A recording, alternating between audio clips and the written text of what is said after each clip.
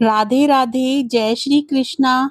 अहोई अष्टमी का व्रत मुख्य रूप से महिलाएं अपनी संतान की लंबी उम्र और सुख समृद्धि के लिए रखती हैं। इस दिन पर महिलाएं अहोई माता की पूजा अर्चना करती हैं।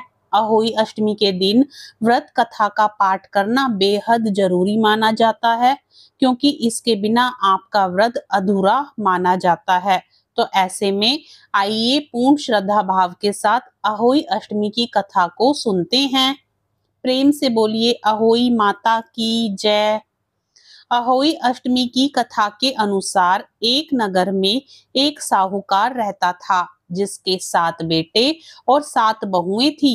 एक बार दिवाली से पहले घर की लिपाई पुताई के लिए सातों बहुएं और एक ननद उनके साथ खेत में मिट्टी लाने गई। अनजाने में साहूकार की बेटी की कुदाल से एक सेही के 7 बच्चों की मौत हो गई। इस पर स्याऊ ने क्रोधित होकर उसे यह श्राप दिया कि मैं तुम्हारी कोख बांधूंगी। तब साहूकार की बेटी ने अपनी भाभियों से यह विनती की कि उनमें से कोई उसके बदले अपनी कोख बंधवा ले। सभी ने मना कर दिया, लेकिन सबसे छोटी भाभी कोख बंधवाने के लिए तैयार हो गई। जब साहूकार की सबसे छोटी बहू को कोई भी संतान होती, तो वह 7वें दिन मर जाती। सातों पुत्रों की इसी प्रकार मृत्यु हो गई। तब साहूकार ने एक पंडित को इस घटना के बारे में बताया।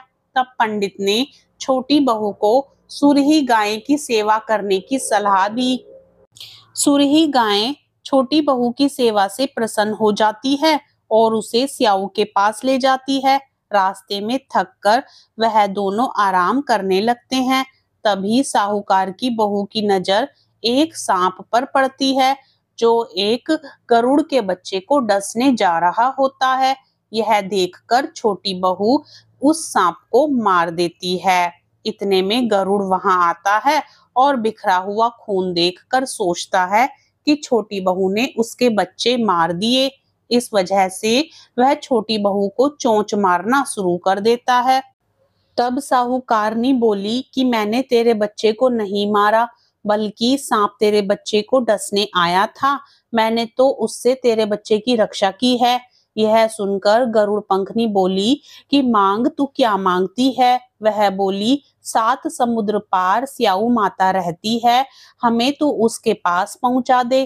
तब गरुड़ पंखनी ने दोनों को अपनी पीठ पर बिठाकर स्याऊ माता के पास पहुंचा दिया। स्याऊ माता उन्हें देखकर बोली कि आ बहन, बहुत दिनों बाद आई। फिर कहने लगी कि बहन, मेरे सिर में जूं पड़ गई है। तब सुरही के कहने पर साहूकार की बहू ने सिलाई से उसकी जुएं निकाल दी। इस पर स्याऊ माता प्रसन्न हो बोली कि तूने मेरे सिर में बहुत सिलाई डाली है, इसलिए तेरे 7 बेटे और 7 बहू होंगी। वह बोली, मेरे तो एक भी बेटा नहीं, 7 बेटे कहाँ से होंगे। स्याऊ माता बोली, वचन दिया है, वचन से फिरूं तो धोबी के कुंड पर कंकरी होऊं। तब साहूकार की बहू बोली, मेरी कोख तो तुम्हारे पास बंद पड़ी है। यह सुन स्याऊ माता बोली कि तूने तो मुझे ठग लिया। मैं तेरी कोख खोलती तो नहीं, परंतु अब खोलनी पड़ेगी। जा, तेरे घर तुझे 7 बेटे और 7 बहुएं मिलेंगी।